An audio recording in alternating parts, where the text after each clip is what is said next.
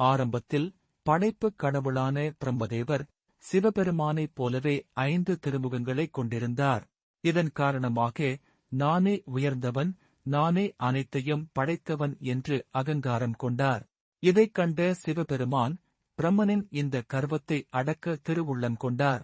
சிவபெருமான் ஒரு முறை பைரவர் வடிவம் கொண்டு தன் கோபக் கனலால் பிரம்மனின் 5 தலைகளில் ஒன்றைக் கொய்தார்.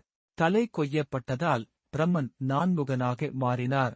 கொய்யப்பட்ட அந்த தலை பிச்சை எடுக்கும் கபாலமாக, மண்டை ஓடாக மாறி சிவபெருமானின் வலக்கரத்தை பற்றிக் கொண்டது. பிரம்மனைக் கொன்றதால் ஏற்பட்ட பிரம்மஹத்தி தோஷம் சிவபெருமானை பற்றிக் கொண்டது. கையிலிருந்த கபாலம் அவரை விட்டு நீங்கவில்லை. இந்த கபாலம் உணவால், அன்னத்தால் நிரம்பினால் மட்டுமே சாபம் நீங்கும் என்பதே விதியாக இருந்தது. சிவபெருமான் கபாலம் ஏந்திய பிச்சாடனர் வடிவம் கொண்டு அந்த தோஷத்தை போக்க பல ஊர்களிலும் பிச்சை கேட்டு அலைந்தார். அவர் பிச்சைக்காக பல வீடுகளையும் நாடுகளையும் நாடிச் சென்றும் அந்த கபாலம் மட்டும் ஒருபோதும் நிரம்பவே இல்லை. இந்தச் சமயத்தில் அன்னை பார்வதி தேவி ஒரு திருவிளையாடலை நிகழ்த்த தீர்மானித்தார்.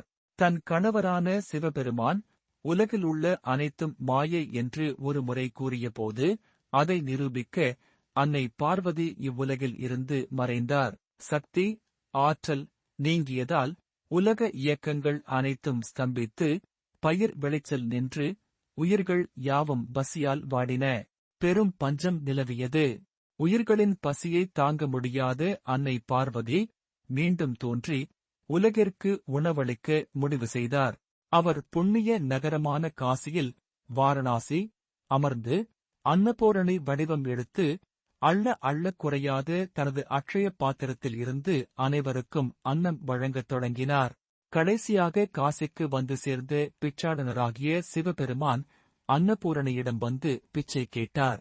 உலகிற்கே அன்னமிடும் அன்னை அன்னபூரணி தனது கருணையினாலும் அன்பினாலும் சிவபெருமானின் கையில் இருந்த கபாலம் நிரம்பும்படி அன்னமிட்டார். தாயின் அன்பால் அந்த கபாலம் முழுவதும் நிரம்பி கீழே விழுந்தது. அக்கணமே சிவபெருமானை விட்டு பிரம்மஹத்தி தோஷம் நீங்கியது. அன்னை அன்னபூரணி சிவபெருமானுக்கு அன்னமிட்டு அவரது தோஷத்தை போக்கிய அந்த புனித நாள் ஐப்பசி மாத பூர்ணமி ஆகும்.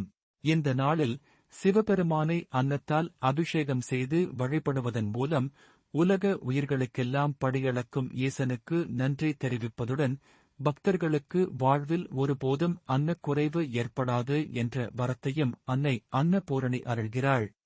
ஐப்பசி பௌர்ணமியின் கூடுதல் சிறப்புகள். அன்னபூரணி அன்னமிட்டு அந்த சிறப்பு நாள் ஐப்பசி மாத பூர்ணமி ஆகும். மேலும் தட்சனின் சாபத்தால் தேய்ந்த சந்திரன் ஐப்பசி பௌர்ணமி அன்றுதான் 16 கலைகளுடன் முழு பொலிவை பெற்றான். சந்திரனை முடியில் சூடிய சிவனுக்கு முழு ஒளியுடன் இருக்கும் இந்த நாளில் அபிஷேகம் செய்வது மிகவும் விசேஷமானது. அன்னம் பரபிரம்மம் என்று சாஸ்திரங்கள் கூறுவதால் சகல ஜீவராசிகளுக்கும் உணவளிக்கும் ஈசனுக்கு நன்றி தெரிவிக்கும் விதமாக அவருக்கு அன்னத்தால் அபிஷேகம் செய்து வழிபடுகிறோம்.